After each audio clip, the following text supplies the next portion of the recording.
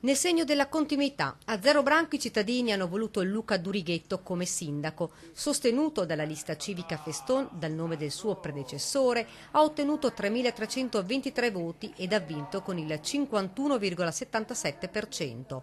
A seguire Elisabetta Bortoletto del centrodestra con il 36,66% ed infine Melita Gobbo con la lista Per Zero l'11,58%.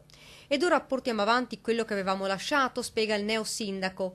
Prima fra tutti il completamento della rotonda all'incrocio fra la Noalese e la provinciale 65 che porta verso Sant'Alberto. Ma non è tutto. Altre cose in cantiere già pronte da partire, tra cui la palestra che io mi auguro insomma, di iniziare a cantierare il prima possibile e poi di andare a risistemare quei tratti di pista ciclabile esistente e di andare a completare laddove non ci fosse, tenendo conto che le priorità sono date non soltanto dal numero di residenti ma anche dal numero di veicoli che percorrono le strade. Alla domanda sulla nuova giunta il neosindaco si limita a dire che ci stanno lavorando, ma le idee sono chiare. È bello essere la continuità del precedente, ma bisogna anche dare dei segnali di innovazione, bisogna anche dimostrare di non essere la fotocopia di quello che è stato. Tutti noi per primi ci aspettiamo un cambio di passo. Siamo riusciti, e lo abbiamo ribadito più e più volte, a pagare buona parte dei debiti che questo comune aveva, adesso insomma è tempo di costruire anche con le nuove leve. Ovviamente non mancherà la presenza di Mirko Feston. È certo che lui avrà un ruolo all'interno di questa squadra non secondario.